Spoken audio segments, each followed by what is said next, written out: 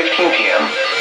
At 11:11 a.m., a broken line of showers were located along a line extending from near New Pass to 50 nautical miles southwest of Minnesota Key, moving east at 25 knots. Hazard, wind gust 34 knots and greater. Source, radar. Impact, expect wind gusts in excess of 34 knots, suddenly high waves, and heavy downpours.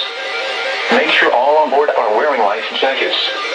Locations intended include Englewood, Longbow Key, Venice Inlet, M4 Reef, MD1 Reef, Siesta Key, M7 Reef, M8 Reef, M17 Reef, Big Sarasota Pass, M5 Reef, M1 Reef, MD4 Reef, Sarasota Bay Heart Reef, Gasparilla Island, MD3 Reef, M6 Reef, M15 Reef, M9 Reef, and Minnesota Key.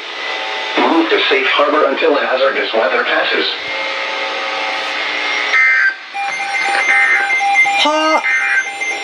The heck? Cold weather advisory in effect from midnight tonight to 9 a.m. What the- Monday. Watch very cold wind chills as low as 27. Sorry for GSP. You're super late.